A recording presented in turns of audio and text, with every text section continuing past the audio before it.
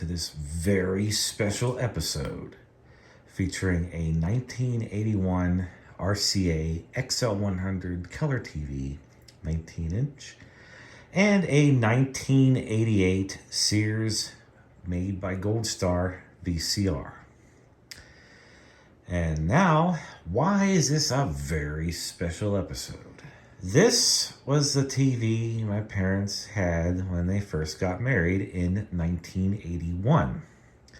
This TV was manufactured March 1981. Now, and for about 2 years, this TV was the primary TV. Then it was replaced with this Sears console TV here. That TV had a very unique crosshatch pattern cabinet. I'm actually on the lookout for this TV. So if I get that TV, you'll see a video on it. So from late 83 onward, this TV was in the game room, which was our basement. A lot of my memories with this TV involved The Price is Right, of all things. And if it wasn't Price is Right, it was usually some cartoons from that era, like Heathcliff and the Cadillac Cats, Inspector Gadget, and so forth. Transformers. I would get out in the basement and watch it down there. Mind you, I'm only like 3 years old, but I knew how to do all this stuff. Knew how to use the UHF tuner and everything. So, for a good chunk of my life, this TV's been around. We sold that house in 1987, and we moved in with my grandfather for 2 years while we were looking for a piece of land. It was like 3 or 4 acres to build a new house on. During the summer of 1988, this TV was just in my parents' closet there. I asked, hey, can we hook this TV up in my bedroom? The answer was yes. I remember it sitting on this little toy tables and chairs I had made of wood. And it was in my room for about a whole 2 weeks, and I'll explain why in a minute. But for 2 weeks, I did have it in my room. I got very, interested in the TV. Like, I started looking at the back, and there's some things I clearly remembered and may have had forgotten about till I got this TV, and I'll show that as well. And during those 2 weeks, in the Pittsburgh area, there was a new affiliate. Fox Network was brand new at the time. And on there, I remember clearly watching over the air on an antenna, DuckTales, Dennis the Menace, and probably some other shows during 1988. And I purposely made a tape to demonstrate all this. So what happened after 2 weeks? And I need to back up a little bit for this.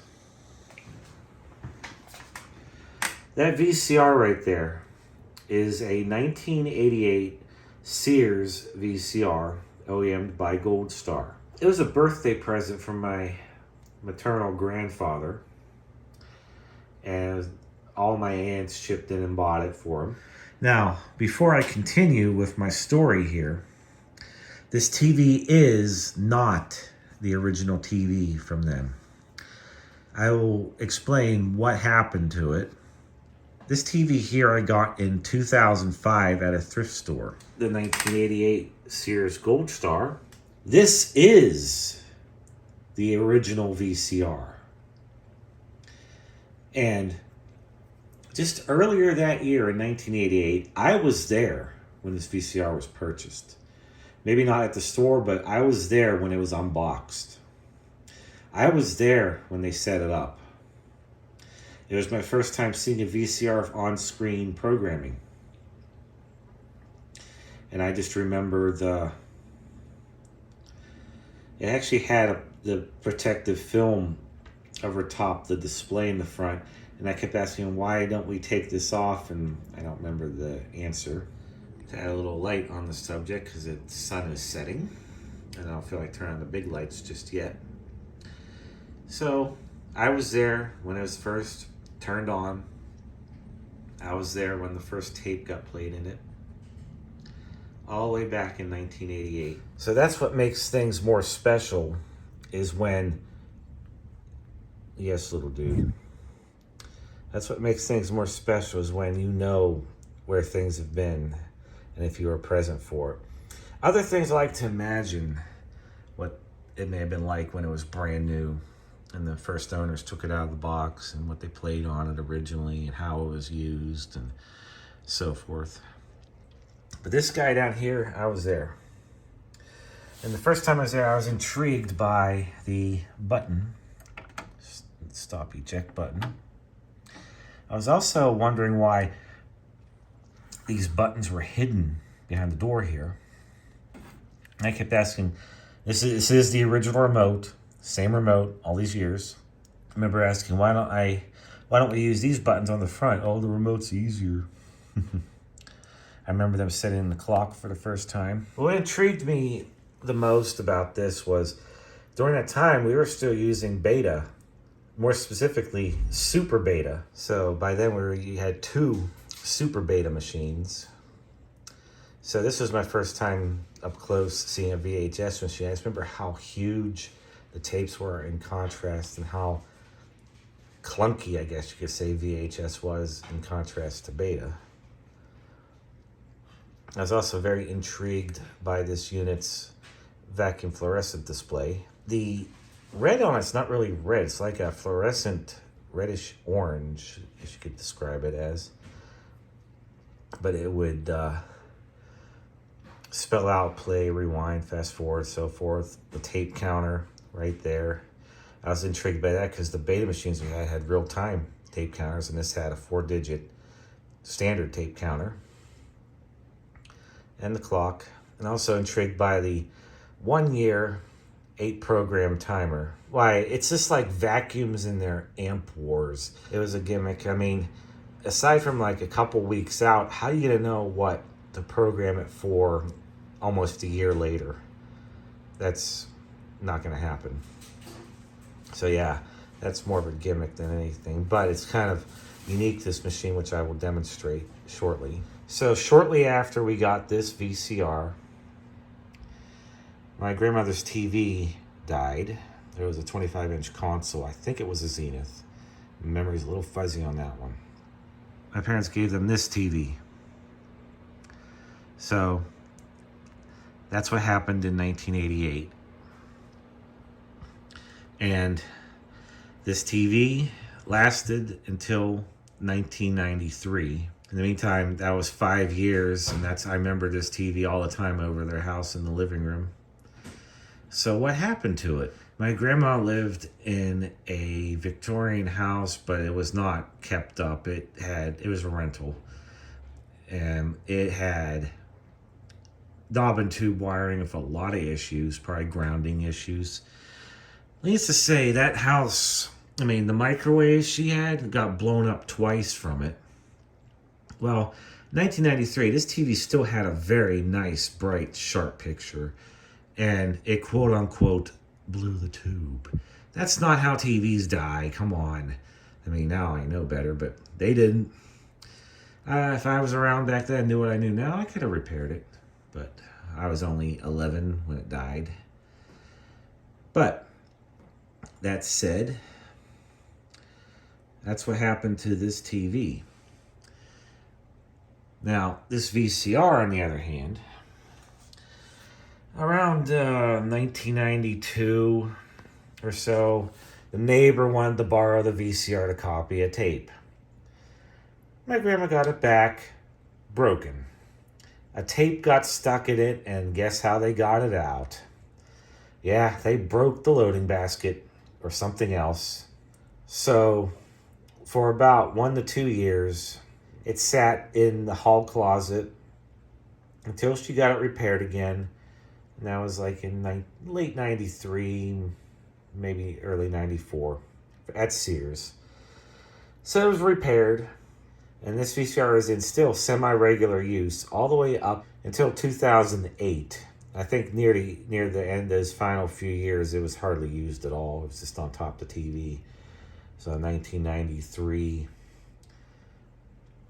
Okay, during that time, it was a 1993 Zenith console TV that I think had a Philips picture tube in it, so it still had a good picture tube.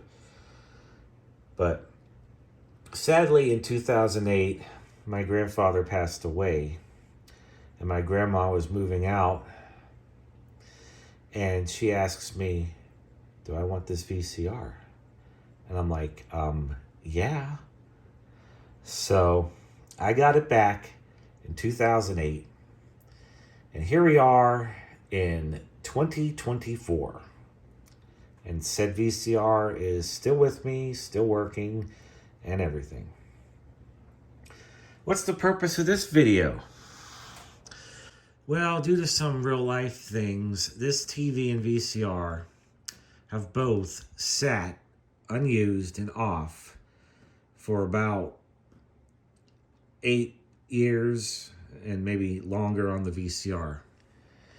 The VCR is for another reason. You'll see when I go to power it on for the first time, I had a Go Video DVD VHS dual deck machine on this with this VCR on top. They're both made by GoldStar. This VCR sat for a couple years and the video head drum was locked up. Not while I was using it, but when I'm sitting. Has a single bearing in it that's actually a ball bearing unit, and it's sealed. But it's fine. I don't know what happened in this video. I just, it wasn't stuck. I just very gently gave it a push and it broke free, and it sounded a little rough at first and it cleared up and it's been fine since. So I have no idea.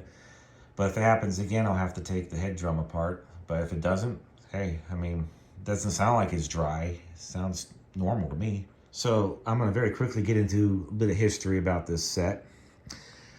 The rabbit ears on it are the correct rabbit ears and UHF bow tie antenna this TV would have came with originally. I mean, as in they are actual RCA parts.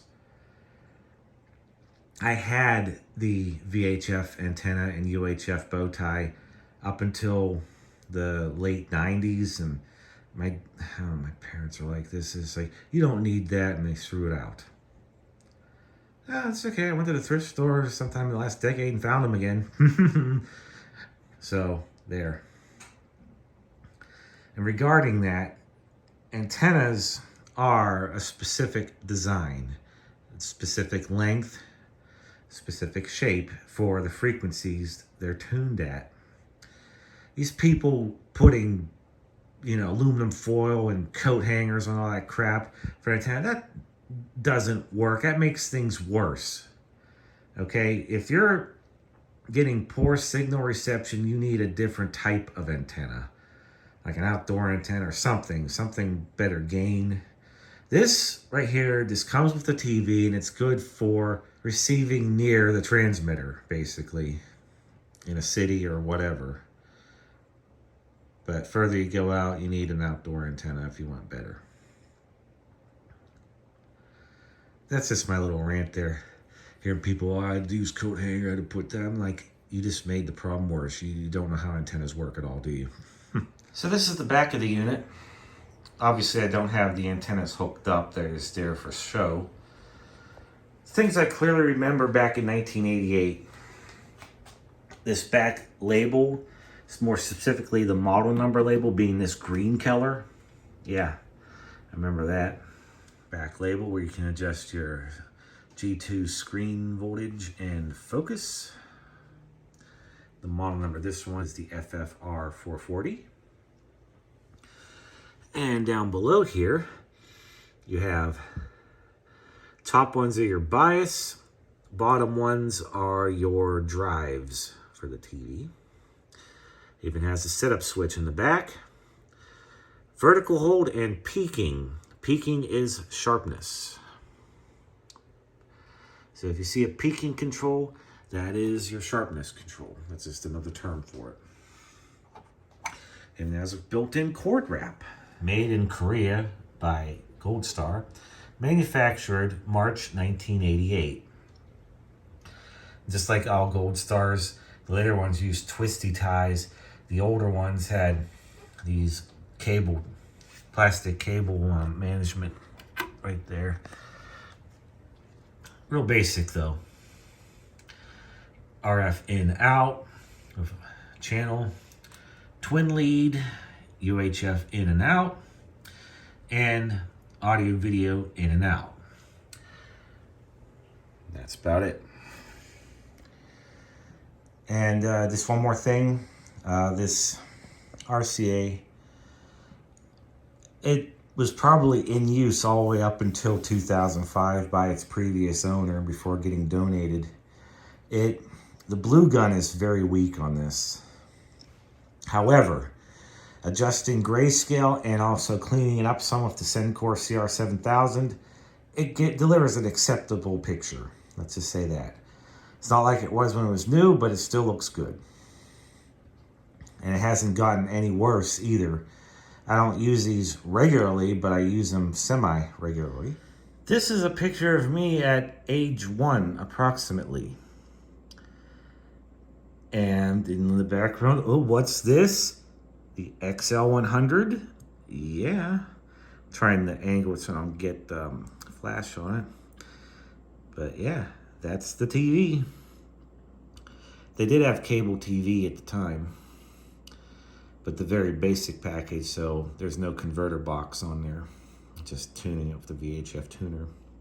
I don't know what program that is, but yeah, so that is me in 1983. There's a sequence of pictures here too. Yeah, you can see it's blurry, but see Visa, MasterCard. Well, those commercials are still the same. And now we take you to the summer of 1991 at my grandma's house with my cousins and my aunt. Apparently we were watching a movie in there, and this is the only footage I have, but yes, there's the TV, there's the VCR, there's me, I'm being zoomed in on. And here is a still frame of this. Sorry for the quality, but this is a second generation copy, and I remember copying it sometime in June of 2000. Anyways, there's me adjusting the speed on a 1989 Galaxy box fan, first year of the thinner cabinet with the legs in the back, still had the plastic Marco motor, but that's not the topic of this video. The topic is the RCA XL-100 in the background. That is the same one as you saw in the pictures before from 1983, and the same TV cart as well. If you're wondering the fate of the TV cart, last I saw it was the early 2000s, and it was either sold at a yard sale or disposed of, which is sad. That said, I can't find that exact cart again. It was rather unique. The part where the VCR sits was wicker, and it had these brass globe type casters on it. I mean, it was thoroughly early 80s, late 70s, you could tell. But otherwise, you know, it was one of those put together deals. But again, different time. It was much better made, trust me. But that said, there's the TV, there's the VCR. Now, for my comment about watching a movie, yes, we're obviously watching a movie, but it was not on the VCR as in a VHS tape. The VCR is on because it was using the tuner.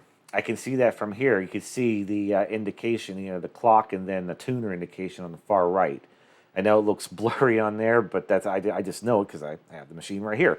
So I can explain that. My grandma didn't have much money, so for most part, she never had cable TV. But I think during the summer of 91, or maybe not the summer, but during 1991, she had cable TV. I think one of my aunts helped pay for it. And they used the VCR as the cable TV tuner. So that's what that's about.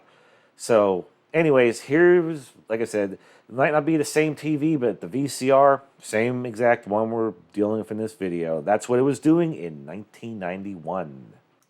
And here's another shot. And you can see right in front of the VCR is the remote on the floor. Same remote, same VCR that you're seeing in this video. So you know exactly what it was doing in 1991. And there I am on my Hot Wheels sleeping blanket. Had that thing all the way up until like 1996. So, everything you see here came from the thrift store, along with the antennas all at once, in this bag. This is the original bag. It would have came with the TV, 99 cents. Now, I got excited thinking this was the exact one, but no, very, very close, same year. Model number FD440. That TV in there is the model FFR 440. So it's almost the same TV, same features. Everything else will be the same, but it's slightly different. And I'll show you exactly what that TV looks like. We'll get into that later. So let's go over this real quick. How to operate your RCA XL-100 color television to get the best picture. Well, let's find out. Adjusting the color and tint controls.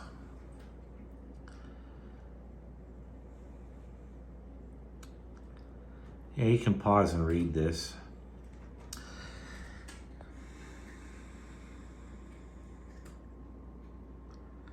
Back when RCA was still RCA and they still made good stuff. Now, what does XL-100 stand for? See, look, there's the antennas. XL-100 originally stood for Extended Life 100% Solid State Chassis. That was early 70s. And at the time, XL-100 was the top of the line set, which in turn got superseded by Color Track and then Color Track 2000 and whatever's beyond that, which made XL-100 the value line, the entry level line. Yeah, looking at this manual here, it looks like this isn't just for this particular set. It seems to cover a few models, including models that would have coaxial inputs as well. It even mentions that right here. All right, what do we got here? Now follow these steps to enjoy your set. Now this right here is important. This isn't the TV I have. It's the FD440, but you'll see why it's important later on in this video. Otherwise, this manual here completely applies because it has the exact same features.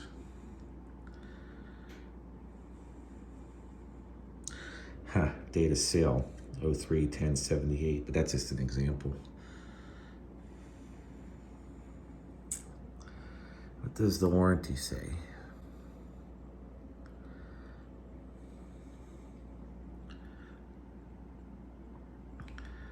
And also this troubleshooting chart in a nice rainbow.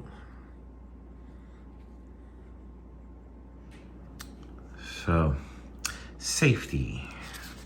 Pretty much every TV came with one of these. You can pause and read if you'd like.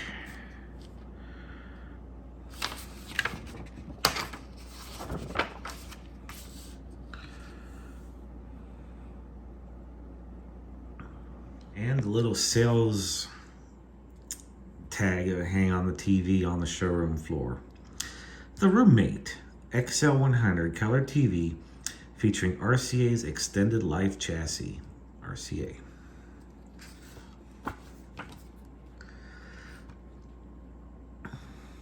See, read some of these.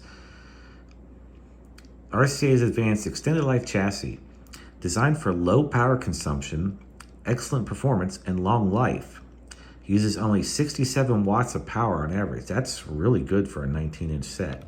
And also long life, the TV still works, and it has had a long life, trust me, but never needed a repair. It still works.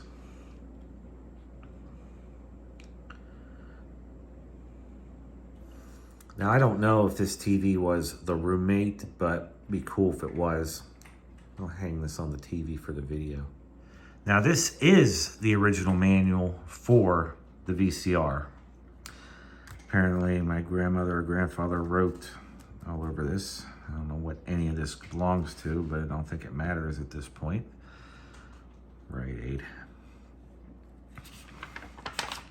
Oh, yeah. Yeah, this one, even though this was new enough, this still had a dew sensor on it.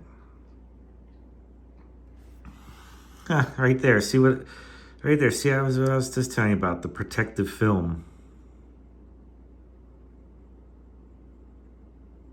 You may peel it off if you wish.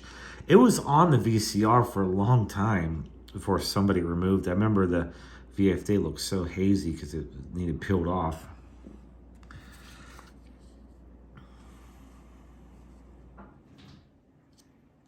Unit is equipped with a moisture condensation prevention circuit, which automatically heats the head drum according to the ambient temperature. This circuit operates when the unit is plugged into the AC outlet and the power switch is set to on. Okay.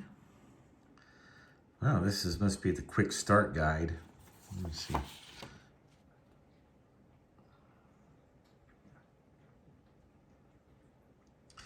It looks like the important safeguards, some yaya set a paint can on this. Look at that white ring on there, ruining my safeguards manual.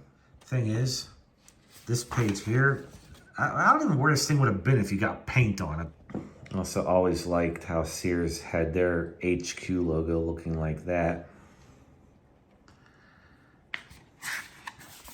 Let's do a quick look through this. Again, pause if you want to read.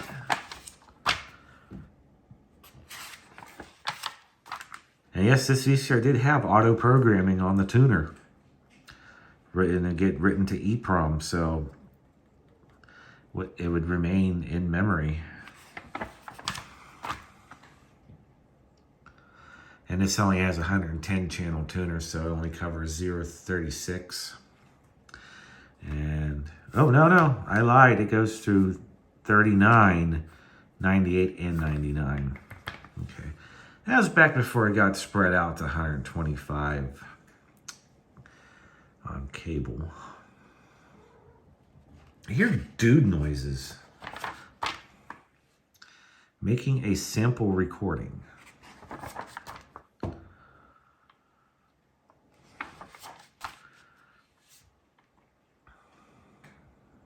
I always love the VFD on this one.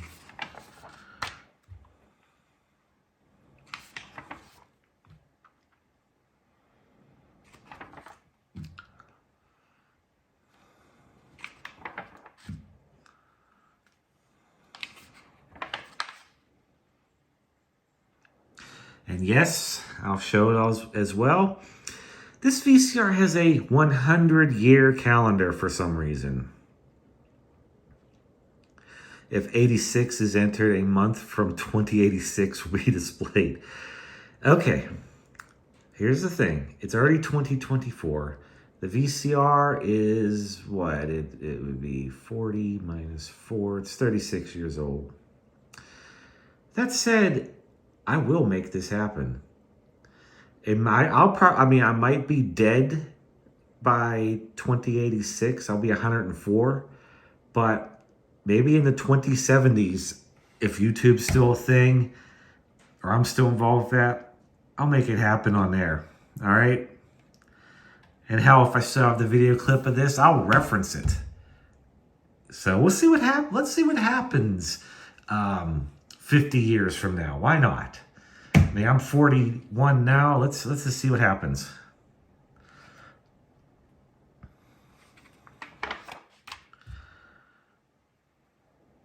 I always was amused by these things here. Naturally, it's just a two-head machine equipped with VIR. And it was not just General Electric. Other manufacturers did it too. Even my 1980 Sears OEM Sanyo console TV has a spot on the board for VIR.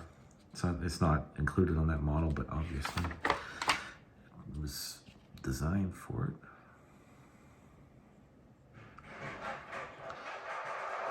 What is going on in there?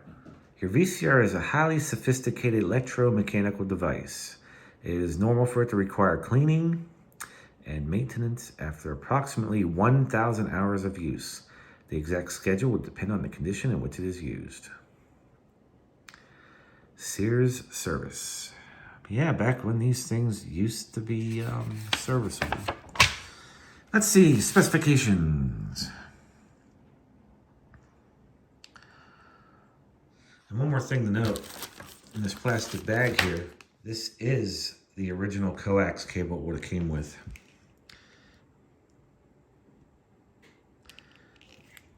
It had the little twin lead option on there.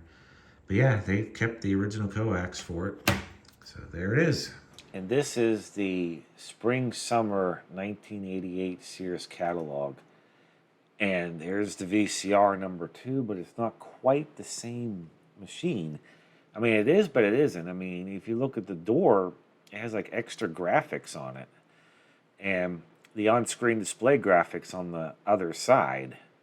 And there is a misprint there. It says 1 year 4 event timer, but if you look closely at the graphic, it still says 1 year 8 program timer. But this one says it has a 111 channel quartz tuner, where one we're dealing with here in this video is a 110 channel quartz tuner. So I looked at the fall winter 1987 catalog, and that VCR, it looks like this one here, but it has a different remote, an older remote, so that wasn't it. And I looked, and it couldn't be after this because we got that VCR summer of 1988, so maybe it was a special variant. I don't know. It's almost the same VCR. But yeah, let's see, $274.99, 2-head unit.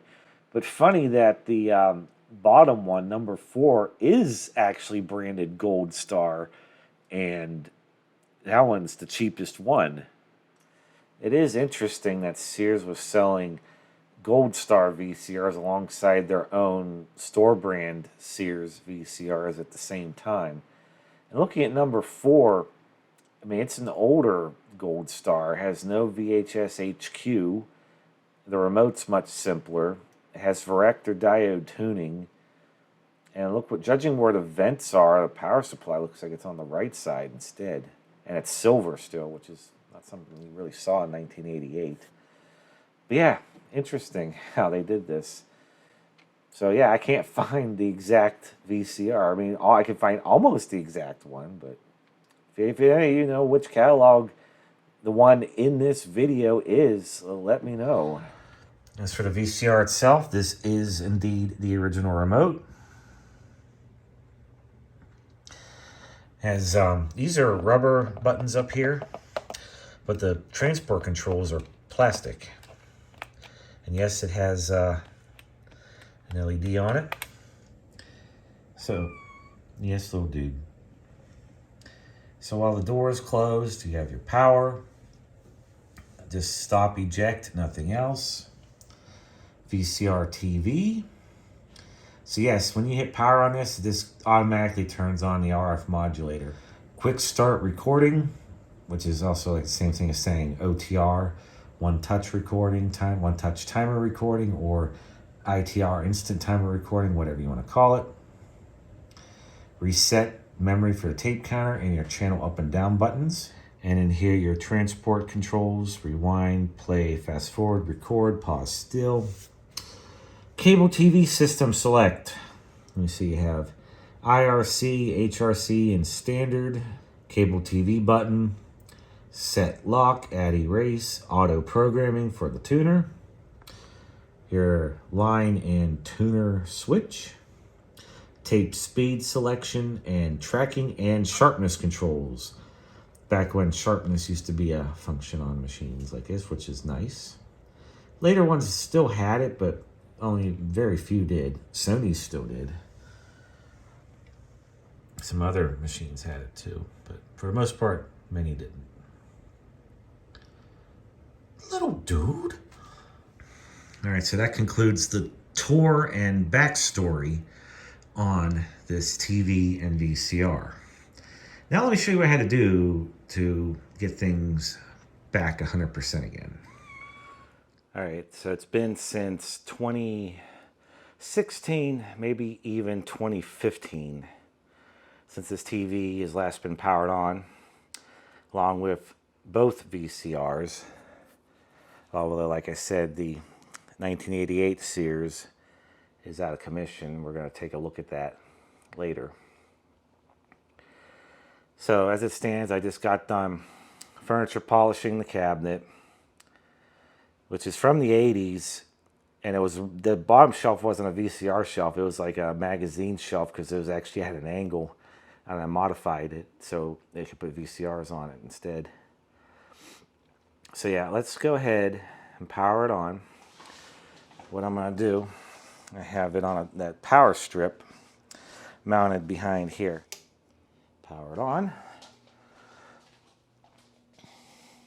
Well, it powered on down there. It has a very nice vacuum fluorescent display, very bright. However, the standby light's also pretty bright, but it's not a red, it's like an orange. It's pretty cool. So this is what we're gonna do, a real quick test. Power. It went into VCR. Okay.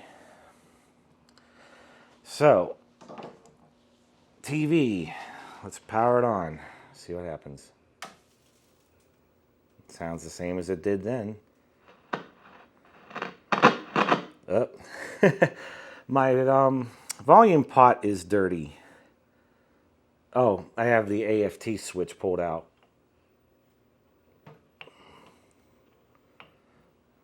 There we go. Yeah. I also had all the knobs off for cleaning, so I bet you everything's out of whack. There, that's grayscale. All right, let's try this. Turn color up just a little bit. Yeah, so the controls are a little dirty, and these were cleaned a while ago, like a decade ago. All right, so let's try to adjust the fine tuning here. About right there. Then you push this knob in to activate AFT. Okay.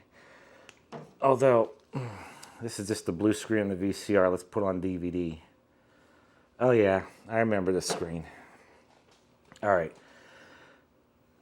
Still very nice and sharp, very bright. That's promising. All right, let me see. Turn the contrast down. This isn't bad considering this thing hasn't been used in 8 years, maybe even 9 years.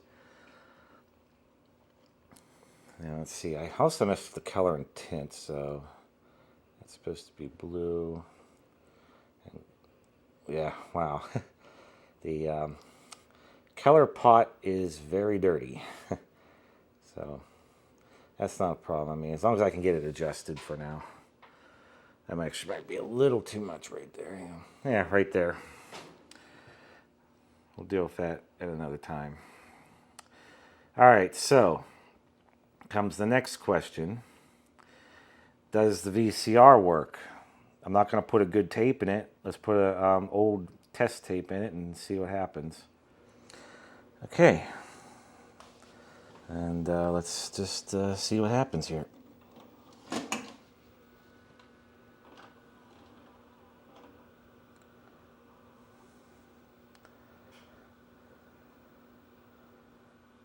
Yeah, it went right in.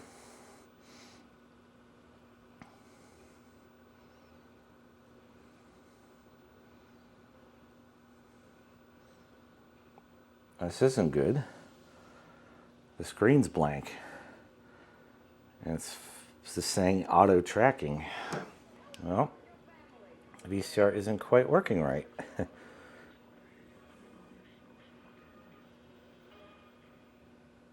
And it just says ATR the whole time. It's playing audio. To bring a family together. Welcome home, Peter.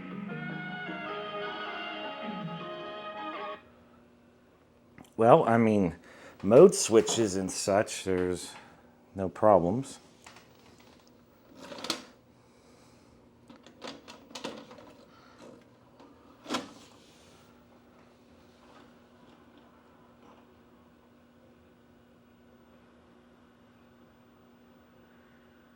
This is so odd. I've never seen this type of failure before. So the VCR is not working.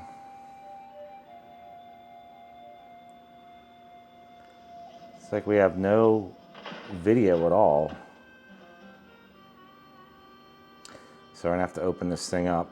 All right, so what about DVD? Let's switch over to the DVD and see what happens here.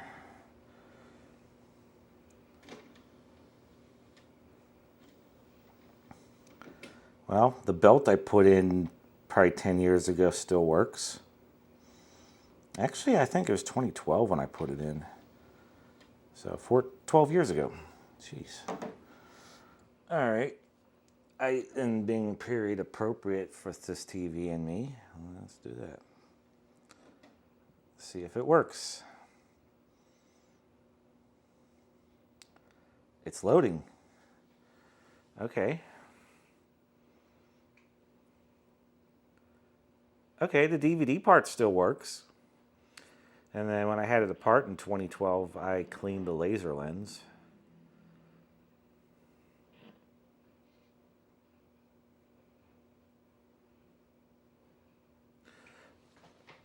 Tweak our...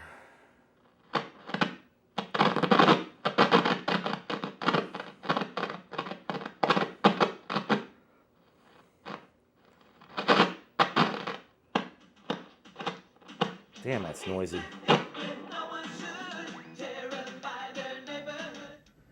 So before we continue, when I first power on the TV and everything, I use this Go Video dual deck machine here to demonstrate. This is not going to be a focus in this video, but you're probably going to be curious its end results and its history, so I'll just be very brief about it. I bought this myself back in early to mid 2003, and I still have the box and all the paperwork for it, but it's in the attic, so I couldn't reference it right now.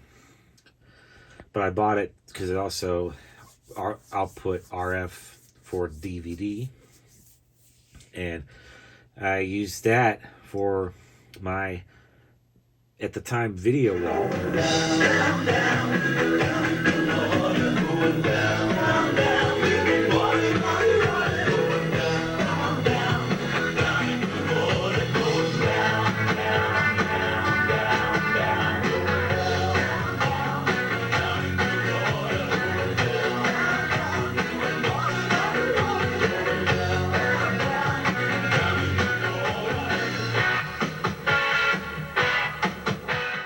Which said video wall was probably going to happen again in the next year or so. I'm working on setting everything back up properly again. But very briefly, this is made by LG, aka GoldStar. And the reason why I also had it on that same TV, they're both made by GoldStar. And yes, both remotes worked each other. And that said, I've never had an issue with this unit. I have only had to replace the belt on the DVD tray about 12, 13 years ago maybe.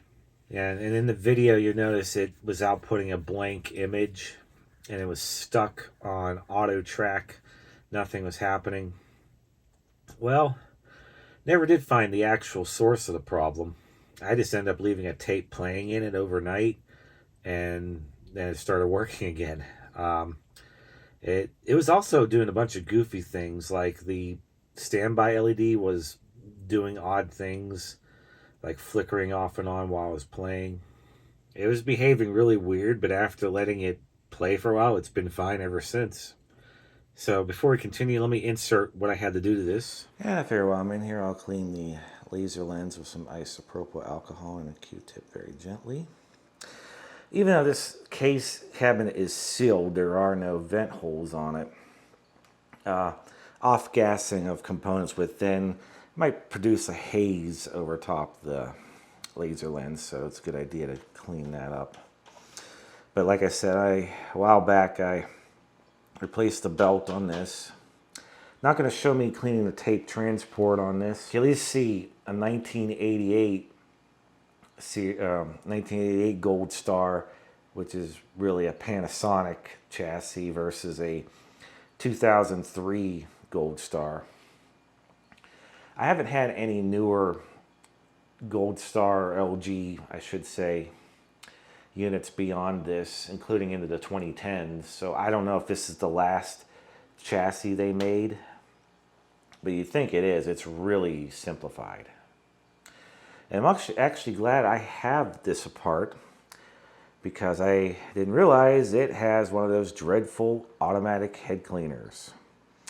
I think a 21-year-old foam is very capable of disintegrating onto the head, so that's very bad.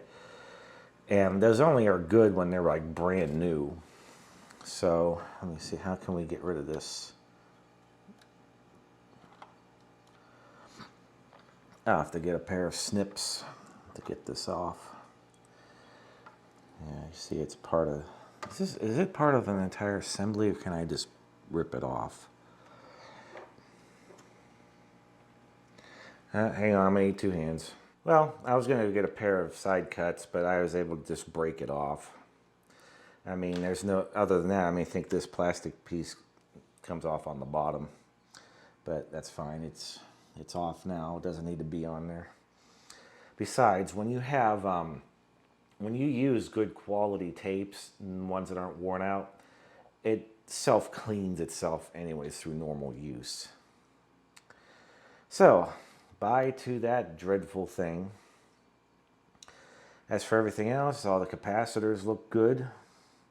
They use 105-degree caps in the switching power supply, so everything looks kosher there. And over here on the DVD board,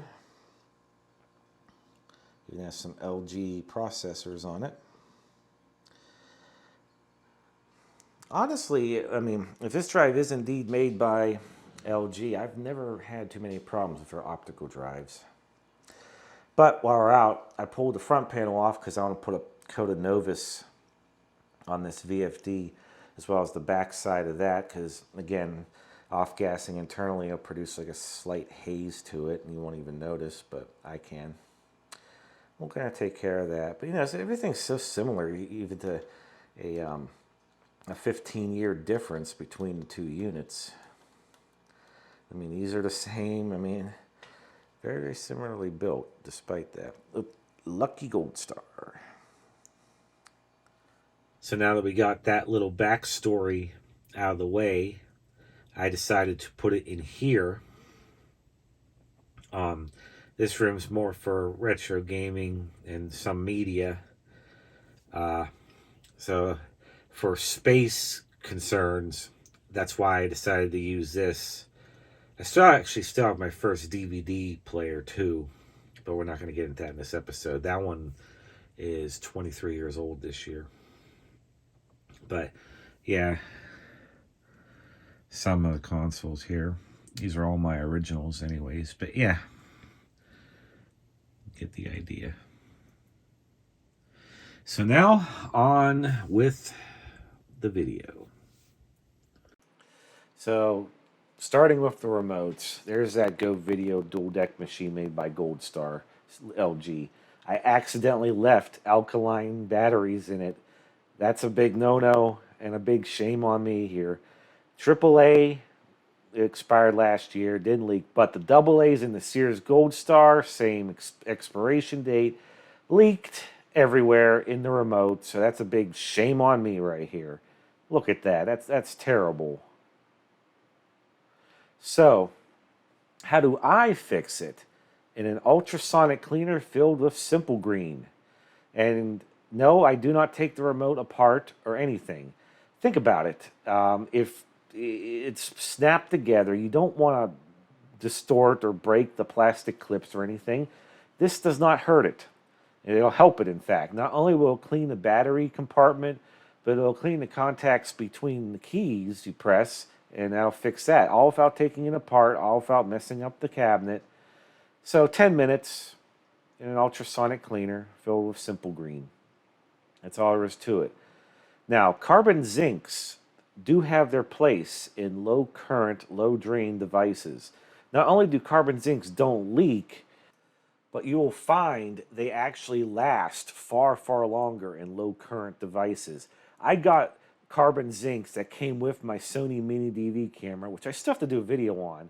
That last, the camera is 21 years old and the battery's still working. They still haven't leaked in it. I'll have to do a video on that. Anyways, after it's done with the Simple Green, yeah, that looks so wrong, but trust me, rinse it with water thoroughly. And because it's Simple Green, it actually does not leave any residue. Not even with hard water Like I'm saying, by rinsing, it's just like nothing. It's like completely clean, completely spotless. So, and I'll show in just a second, you'll see the battery contacts are completely clean and fixed now. Look at that. Absolutely perfect. And that's taken care of. Now, how do you dry something like this? Well, we modified a food dehydrator, really originally for another purpose, which I have yet to do a video on. I'm so behind on things. But you stick it in there. We'll stick it on 130 degrees. Won't hurt it any. And run it overnight for about 8 hours. It's a very controlled environment in there. And yes, it does work wonders. You can do this on many things. Things you might not even be able to think you could have restored, you can in this. You got to think outside the box when you're restoring vintage stuff like this. You know, you got to really innovate here. And this is it. It fixes it, no problem. All right, so working on the Sears GoldStar. I took it apart. Head drum wasn't like frozen. It just required a little bit of push, but it is noisy. But let's just take a look. When I see this happened a long time ago, like maybe 20, this may have been 10, 11 years ago. So let me see. All right. Oh my. Not showing up on camera, that display is asleep. I know it's nice and bright. It's waking up really fast. Actually, it's coming right back to life really fast. It's doing a little bit of flickering.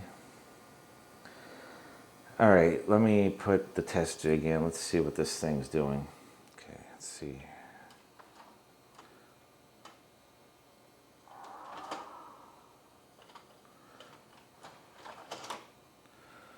All right, now that's directly driven by this motor, so no belt.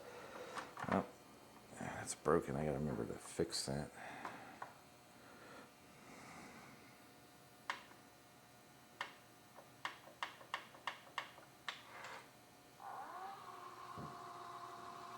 We have absolutely no traction.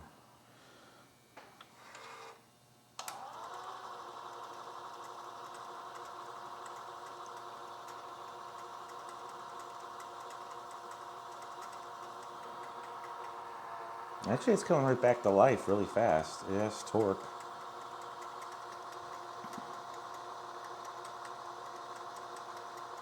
Okay. Buttons need cleaned really bad. I'll take care of that.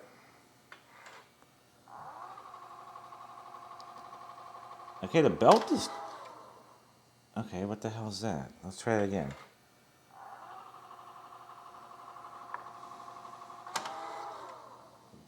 Okay, this is weird how it's behaving. Oh, now it's working.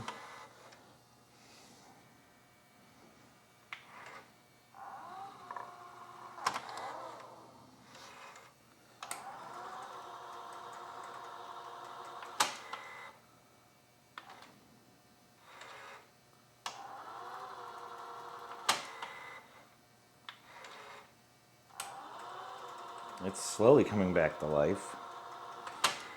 But let's check our main problem, the video head. These switches are dirty.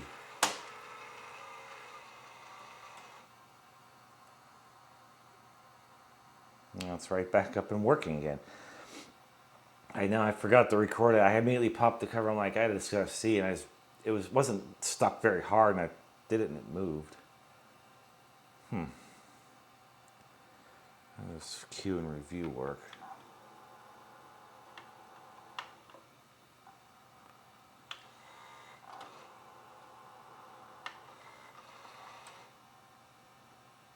Okay, that's pretty strong torque.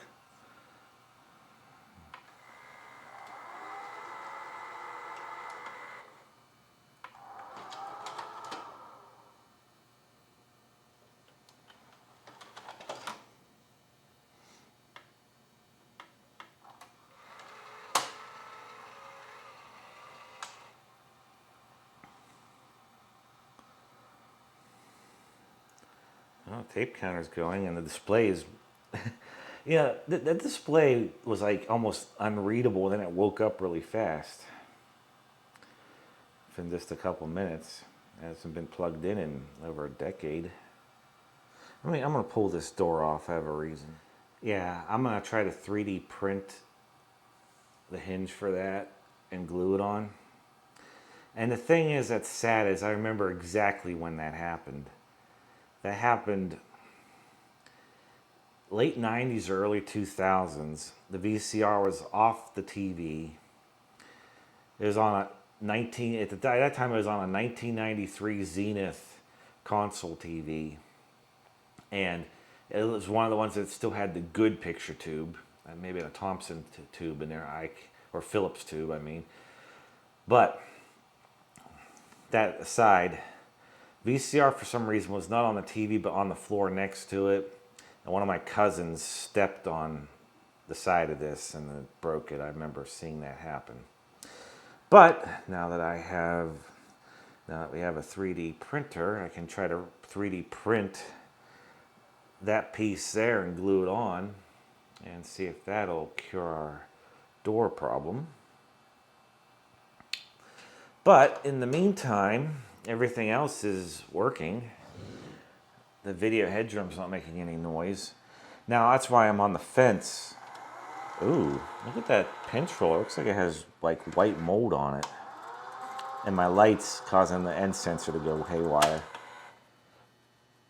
There's like white mold on the pinch roller. Don't know why. The basement's dry. And we have a dehumidifier. Let me put it this way. You have a dehumidifier down there, but it only runs like in the middle of summer and when it rains. But other than that, it's like 40% and below. But well, it's an easy fix. We'll clean it. But that also shows the other belts are still fine. All right, so got the bottom off. Front panel.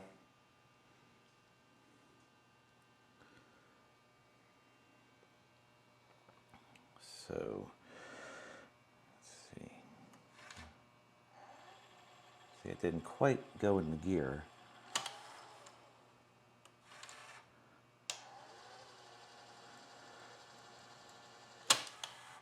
I mean, the grease is still good.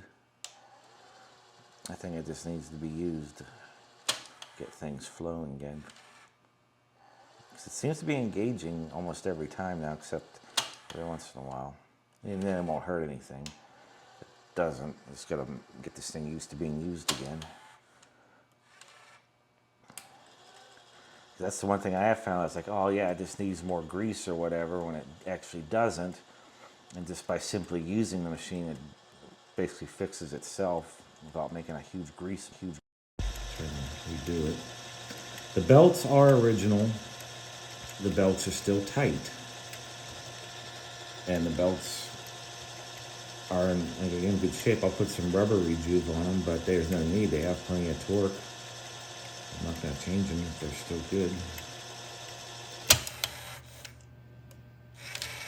Yep, it's going in every time now. Fast forward.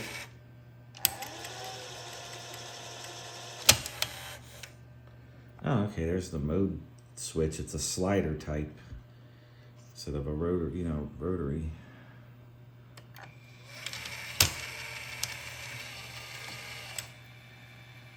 But you see how it's just like a Panasonic. I mean, it is a Panasonic mechanism. Like GoldStar made their own. Yeah, see it says GoldStar right in the middle of the screen. Even the motor is a Matsushita Panasonic. So here's that Magnavox VCR made by Panasonic, model VR8530SL01 from 1985.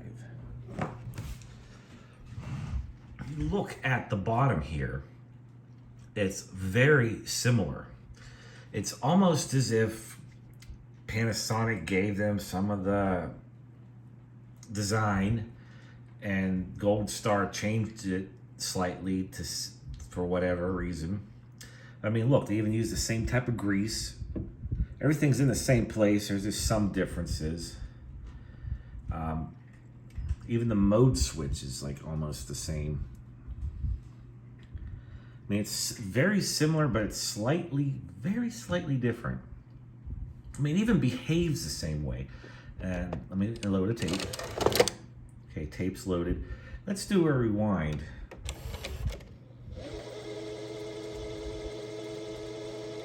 So hit stop.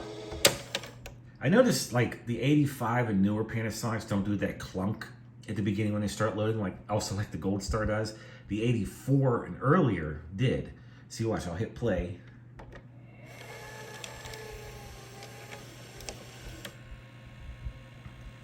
But no clunk first, but the older 84 models and earlier did. I'll do that one more time. Put the microphone a bit closer here. Check this out. See how it sounds identical? Just slightly different because of GoldStar's own modifications. Hit play again.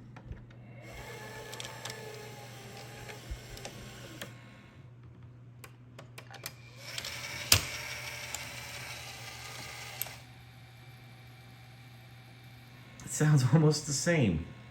Behaves the same. I mean, watch, I'll stop it.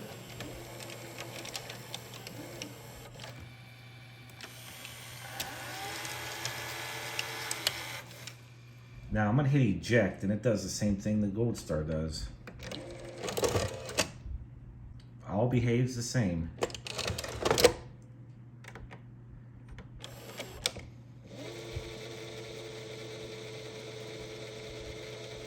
So yeah, it's just like a slightly modified Panasonic chassis.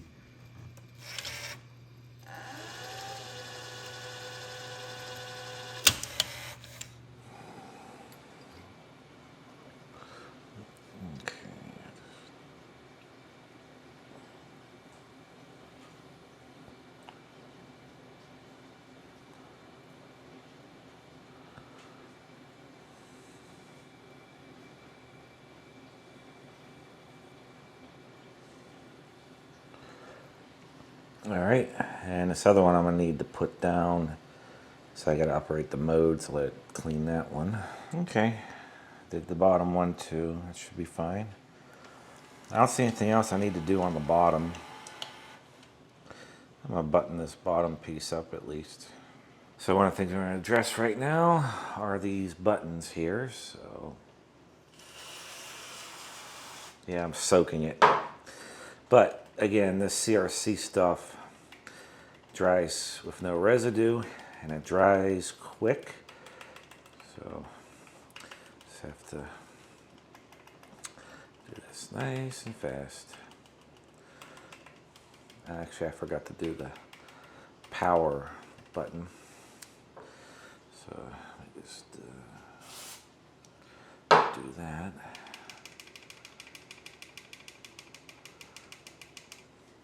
All right, now we got a bunch of keys on here, including a switch.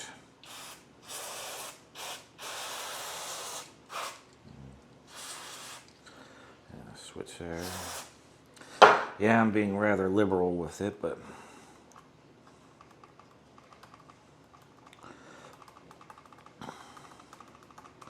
now I'll give time to soak into the switch while I operate it. Operate the tracking and sharpness controls back when those are features on pretty much all VCRs.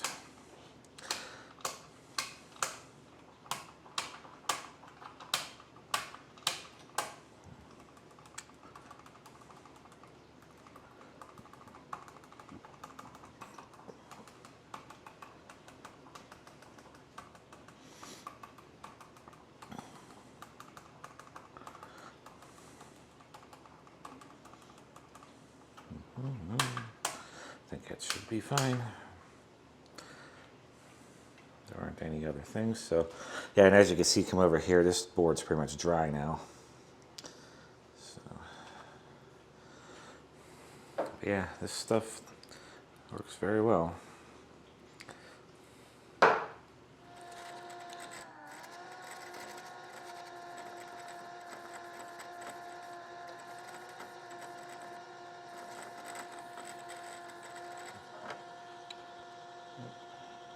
All right, I did the whole thing, but I'm gonna put rubbery juice on it, and that's gonna make it slip. But yeah, let me do this. So it's now sanded and rubber rejuve on it afterwards, and cleaned it up. All right, so I still went in the rewind and fast forward. It wasn't completing its cycle, so I didn't take apart the mode switch. I just merely got it opened up enough where I could squirt some contact cleaner in there and operate it. I just put it back in. Has a little triangle shaped key that lines up on it. This is in its home position right now, so that should be fine. We're going to test that now. Okay, after cleaning the mode switch, that fixed that problem. Now it goes in every time.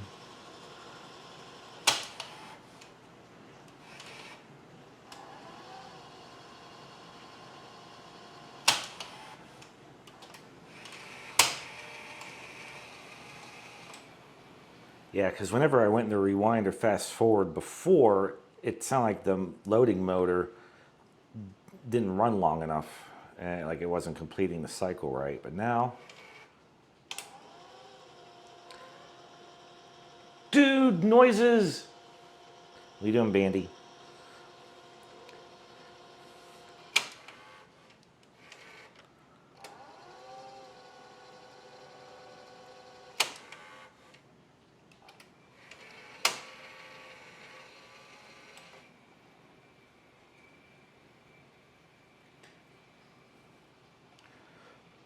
Looks like when it doesn't detect a, now it's hard to see from the camera, but it goes in the EP mode when it doesn't detect a control track. But the other thing we'll check, make sure that's Q, that's reverse. It's completing its cycles correctly now, and everything has plenty of grip. And the buttons all work now after we soaked it, so that's good. Next, I already quickly cleaned the, and I got the light on there. That's real nice. Must have thought it was end of tape. Anyways, time to clean the race head, tape path, audio head, and pinch roller. I'll be back in a minute. Now you can use a piece of paper to do this, I realize that, but I have these chamois swab sticks, so alcohol on it. It's probably hard to see what I'm doing. Let me get to a good position. This is cleaning the actual heads itself. Just place up against the drum and rotate in the direction of tape play. Do not go back and forth. Do not go up and down. That'll damage the heads. Now, since I was the last one that serviced this, however long ago, the head was already clean. So nothing's really coming off. The heads are clean. But you see there's a little dust all over the head, so I'm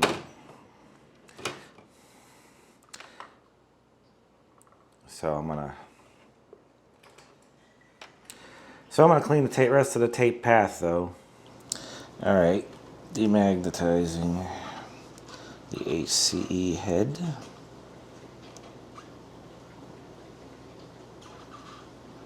Very slowly back away. So before we put a good tape into it, let's see how this handles it.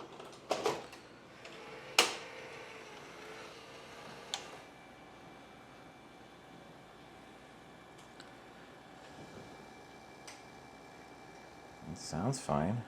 Reverse.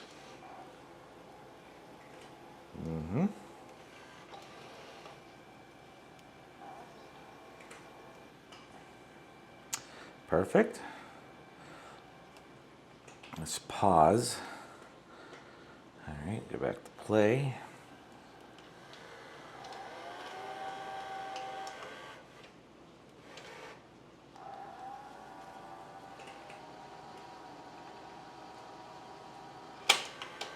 Let me make sure. That's working fine. That's the tape. That's nothing slipping. That's the clutch. So that's perfect. We got plenty of grip on the tape then. Excellent. And it also confirms the record protection switch is working because it went right in the play this time. On the test jig, it would detect it as the record tab in place. Okay. All right, got the entire machine novused and ready to go. Yep. And next day, here's the remote all finished, all shined up. All corrosion has been removed. So, perfect. And as a bonus, all the keys will be cleaned thoroughly and it should work much better than before. Now to get some AA carbon zincs for it. All right, inside the 1981 RCA XL-100. I cleaned it out probably about 12 years ago. So it's not too dirty inside. I just did a quick dusting in there again.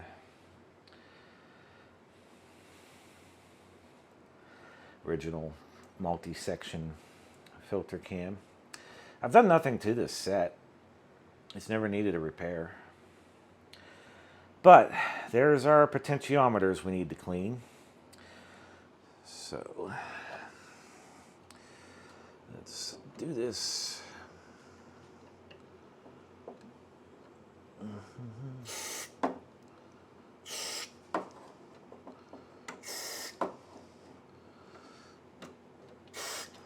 Okay, I'm going to get around the front before everything dries.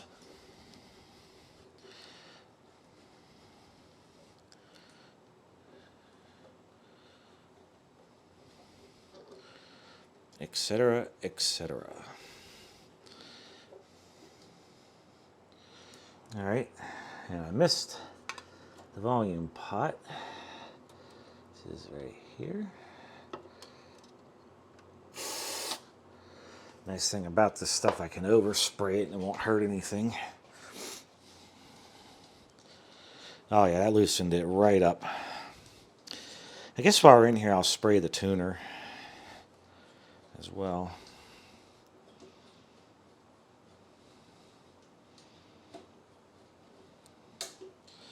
Oh, yeah. So spraying the tuner, just make sure you clean these electrical contacts there.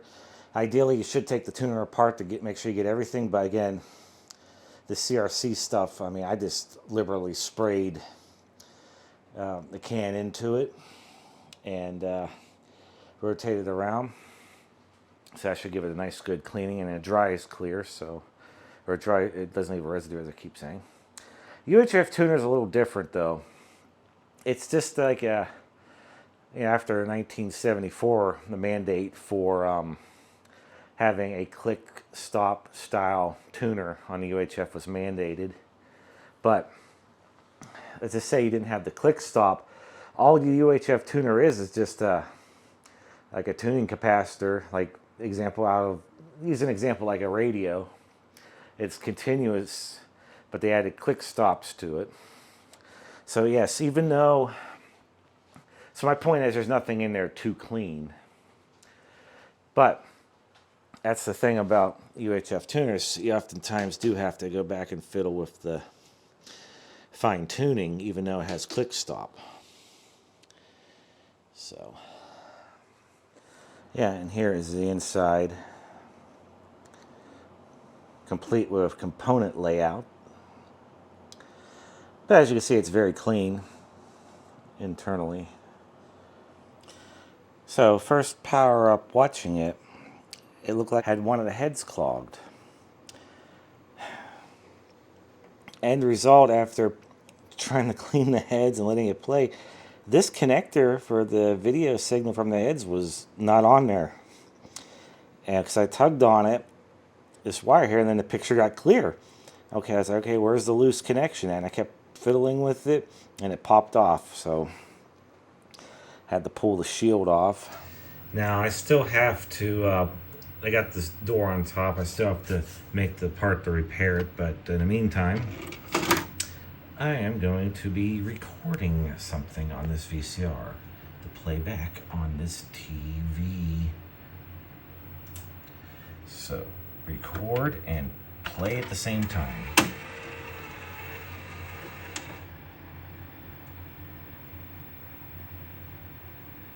And off we go.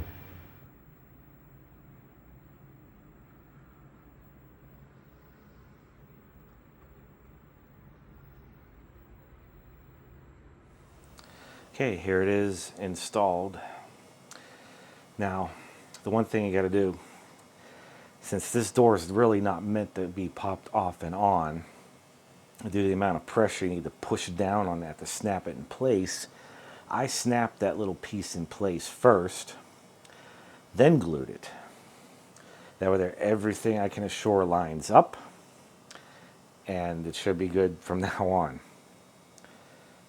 So, yay, it's fixed. Yeah, if you're wondering what's going on, new dining room sets, so this stuff's being donated. Okay, this is after letting it sit for a bit. Make sure the super glue dried completely. Bam. It is fixed. Yeah, the camera's kind of making it look like it's white or whatever, but it's not. I don't know why it's doing that, but yeah. Though,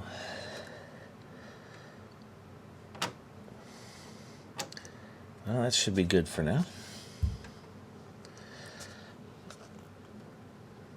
Okay, now that we are back, demonstrate the TV. So turn it on. Standard crackle. It sounds exactly the same as it did 40 years ago. No different. One thing I like to demonstrate first about the VCR is the on-screen display. Let's see, we have menu. Now on this VCR, there is nothing else on it like you hit play, hit record, it displays on screen. No, that's strictly on the front of the unit. So, but this is the menu. You have your clock set. As you can see, it still applies today, 36 years later. Timer programming. 8 programs. Single event, daily or weekly. And even asked for cable TV question mark. It has the date, time. I don't think this VCR in its entire life nobody ever used the timer record on it ever, and neither have I actually. I didn't, like I said, I didn't get this till 2008. Let's see, you have program review, empty. Well, you know, let's actually set a timer here. Come on, set number 1, single event, channel number. Oh, I don't know. Let's do the standard 03. On standard play at, I don't know, we're not actually going to do this, but 7:30 p.m. to 8 or 08:30 p.m. and today's date. You push menu to end, program review.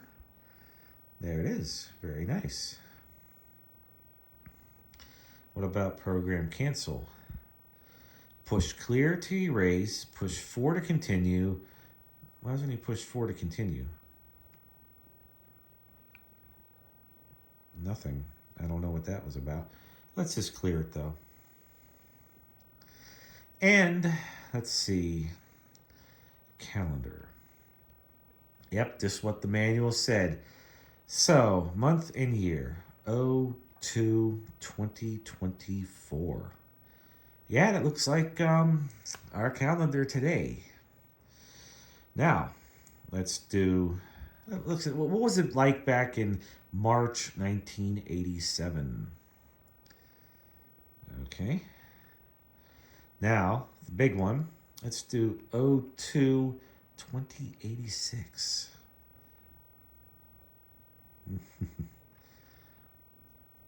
And that's the entire menu system here. It's a blank screen because I have the tuner AV switch in line-in AV mode.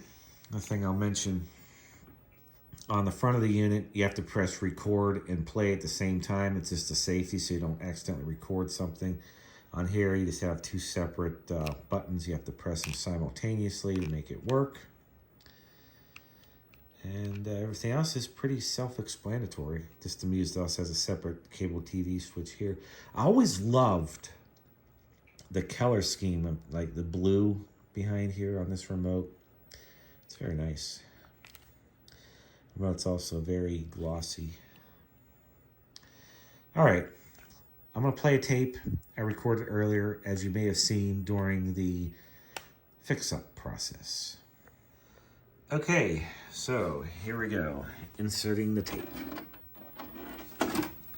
I do not have the erase prevention tab removed, so I'm going to have to operate this. Let me see. Well, you heard what it sounded like during the cleanup, but here's what happens when you hit play.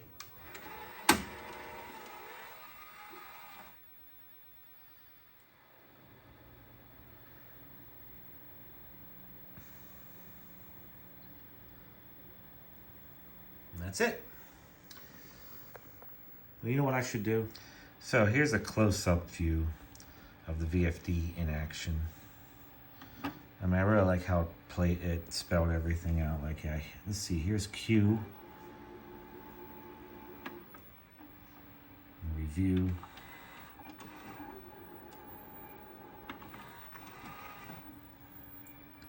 Here's pause. Just puts the square above it. Let's see, stop.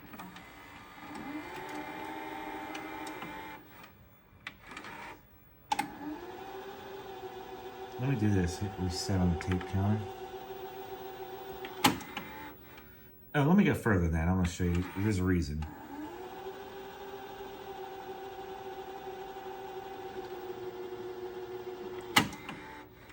Do rewind.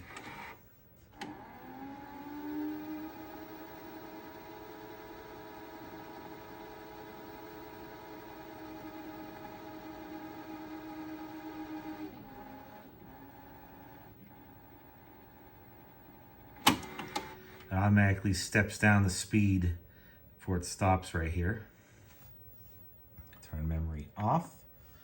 I'll rewind it all the way.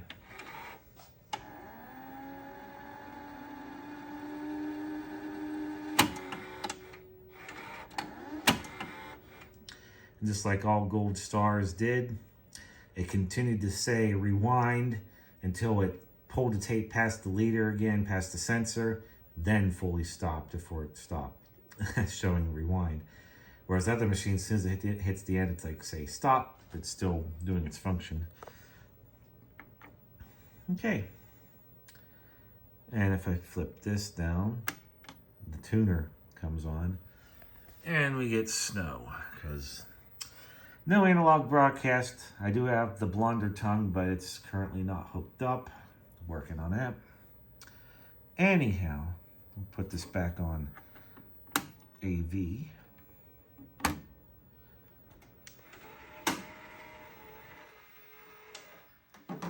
Larry Sales, today at noon. Here it comes! Television's most exciting hour of fantastic prizes! The fabulous 60-minute prize is right! Wendy Bullis, come on down! That's right. 1981 Price is Right. For all we know, even this TV probably played it back in 1981 when it originally aired.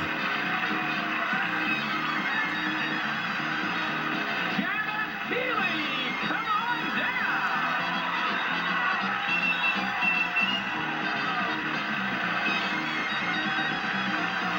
And this was recorded on this VCR just recently for this very video. So as you can see, the VCR records fine too. However, this is from a capture from YouTube, which means it looks terrible. Might not show that way on camera, but yeah, the YouTube quality just... But I don't have any videotapes of The Price is Right otherwise.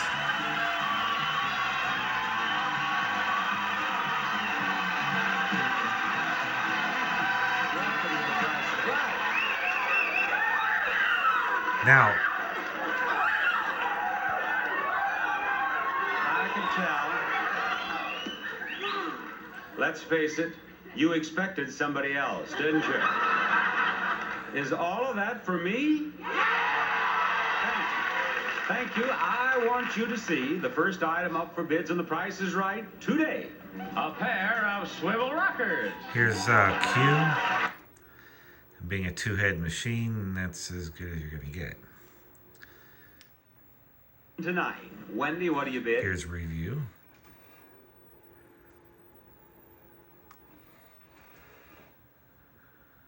To the retail price of those rockers without going over. And pause. It's showing half a field on the camera, but you can see as it changes there, it's getting kind of worse. But yeah, the whole image of snow, it only works well in extended play because it's a two-head machine, obviously. Wendy, what do you bid? $500. $500 to you, Ann. $375. $375, and Janet says? $376. $376. Albertha. $501. $501 for Albertha. And you liked her bid almost as much as you liked me coming through the doors there, didn't you? The actual retail price of the rockers is $692. Albertha, you win the rockers. Now, Albert, I know you're going to enjoy those rockers. I know you're going to enjoy rocking in your rockers, but when you're not in your rocker, you might enjoy this prize too. Albertha, look it. A new car!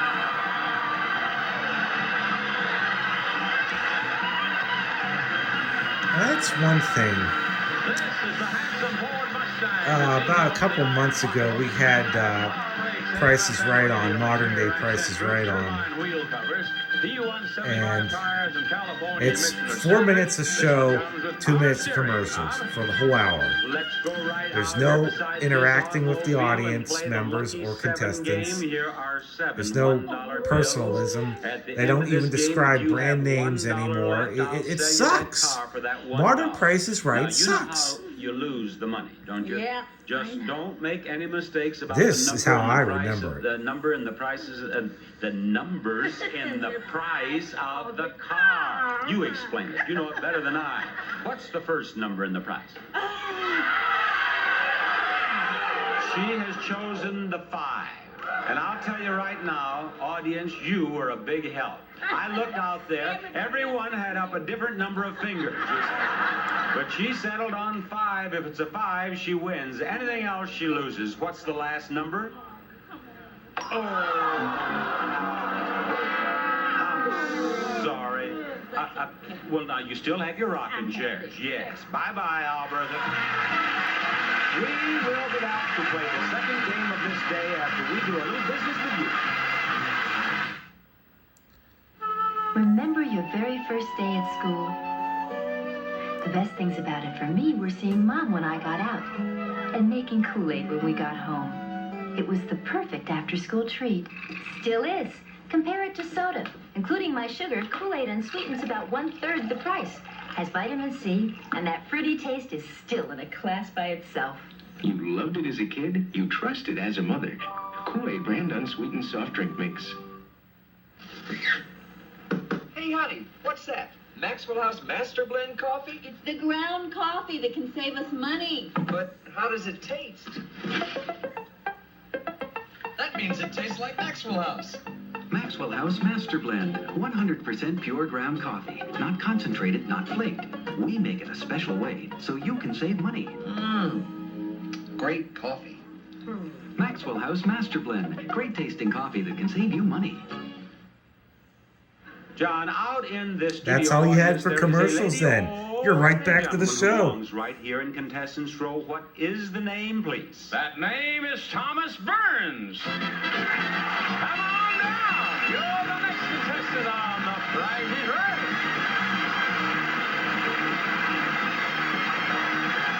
Hello, Thomas. It's a wood-burning stove. Hot Stove by Sierra. Warm your home from your fireplace with this high-efficiency wood stove. You can cook on it, too. It's a Hot Stove by Sierra. 325. Janet, what do you think? 326. 326 for Janet. And the actual retail price is $5.49. It is Thomas who is not at us. Who wins? Thomas, you're up here already. Didn't waste any time in contestants row at all, didn't you? That's good. Now, we want you to win this. A new modular sofa. The living and modular comfort seating from Barcalonger Company. Left and right arm seating units feature handcrafted rattan accents and warm rattan finish, and the Barcalonger Plus, a built-in comfort ottoman. And your whole family will enjoy What's this this? new color TV. Yeah, that's what I'm saying. Look at that. Pay close attention to the knobs and dials. Fine-tuning with a lighted dial. It's a prize package worth RCA XL-100. 2,600. It matches what's the manual. That's the model then. The FD440. So that's what the FD440 looked like. And that was totally by chance. I didn't even notice it was in this episode. And take the top card. 1981. It will be the whole card for the house. Lighted She'll draw dials. the second card from that. You got 21. Thank you. Very well done, Thomas.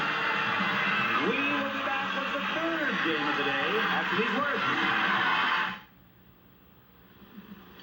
Wake up, Bobby. Breakfast time. Scarecrow. With Quaker Cornbread. I must be dreaming. Nope, Quaker Cornbread's for real. Bran, bully. But Cornbread's the first cereal made with a bran of corn. So it tastes great. No kidding. Would I kid a kid? You'll love it. Take it from me. Okay. My Bob. Quaker Corn Bran. The benefit of bran. The great taste of corn. He's way too excited about corn. Messy Marvin paint his treehouse without making a mess? Nope. The only time he doesn't make a mess is when he makes his chocolate milk. He uses good old-fashioned Hershey syrup in the no-mess vodka. Great tasting, thick, rich chocolate flavor that Hershey always delivers without making a mess. Delicious. Delicious Hershey syrup in the no-mess vodka. The whole tree, Marvin? A fresh idea is baking. Dusty, its base is loaded, and you're eating streusel swirl cake? I'll take a light tasting cake anytime. Nurse, streusel swirl at 3 a.m.? I'll take a light tasting cake anytime. Streusel swirl has a delicate glaze and light flavors like cinnamon or lemon. So, streusel swirl is right. Anytime! The freshest ideas of baking. And I sneezed. Terrific. What turns basic chicken into this classic dish? New La Sauce chicken baking sauces. Just pour La Sauce over fresh chicken and bake. That's it. You have a classic like this. Sweet and sour chicken with real chunks of pineapple, bell peppers, and no preservatives. Delicious. Turn a basic into a classic with new La Sauce. Also for barbecue, mild Mexican, and Chinese-style chicken dishes. To join us next in contestants I always row love the on sounds this he wheel, used on you the show win and the music. $1,000 It's magical cash. for me.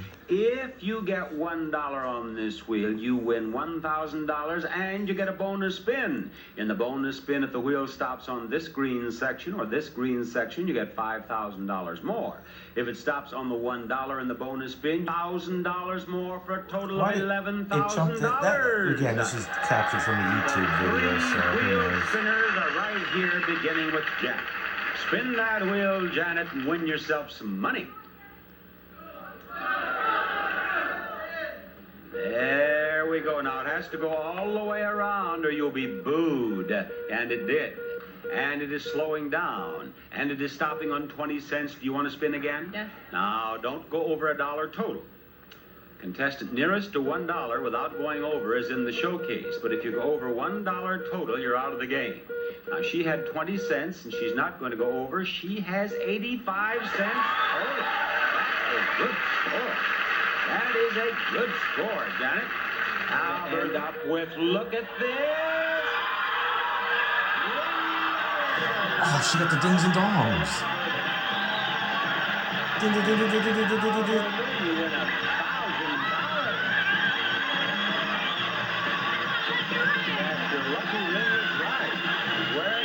Prices of the showcases after we see this.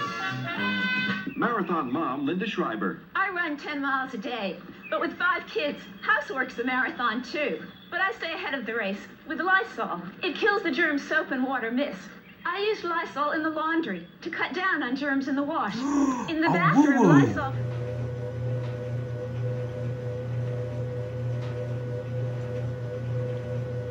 mold and mildew and kills germs on surfaces, including the germs that cause odors. Get Lysol in the famous brown bottle and stay ahead of the race against germs. Get a little closer. Now don't be shy. You can get a little closer with Arid Extra Dry. Only Arid has a patent on this formula that fights wetness. No leading deodorant spray stops odor better. And now Arid has a new baby fresh scent. It smells, Get a little closer with the baby fresh scent of Arid Extra Dry. Arid fights wetness and odor, now in a new baby fresh scent.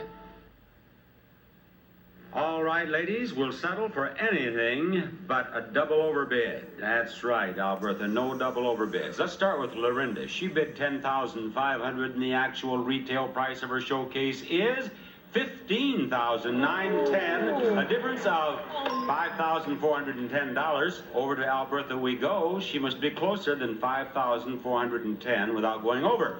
Albertha bid $7,000. Albertha, the actual retail price of your showcase is $9,382. You win. She got the dings and dongs. You were retired and you wanted to travel, and you're going to travel. I'm going to take my husband to you. You're right. Congratulations. You and your husband have a great time. Bob Barker saying goodbye, everybody.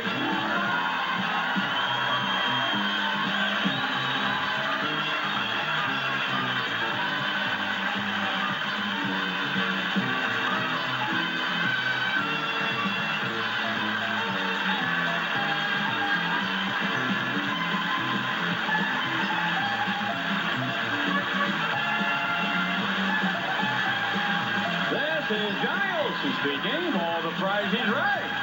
A Mark Goodson, Bill Topman production.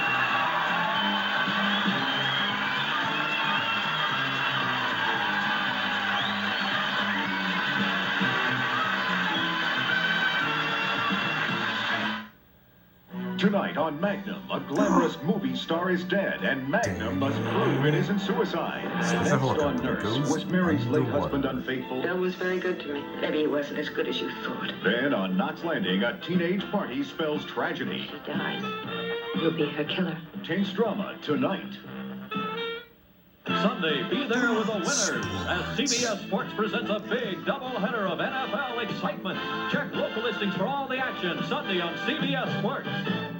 Now, this is from my own personal collection. This was off a DVD recorded this VCR. So the quality's there. The Dennis the Menace one was a YouTube video.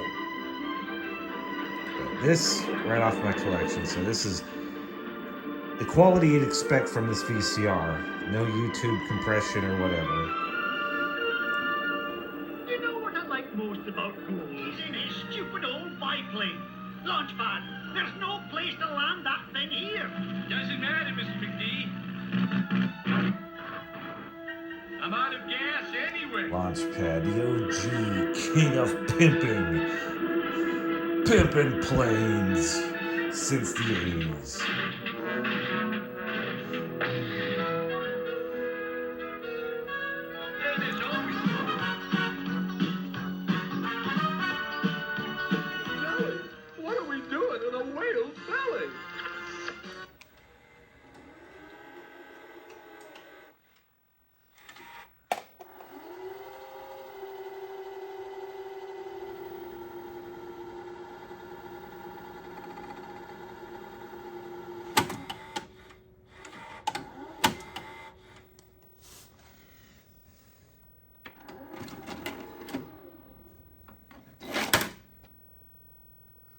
So on that note there, thanks for watching this very special episode.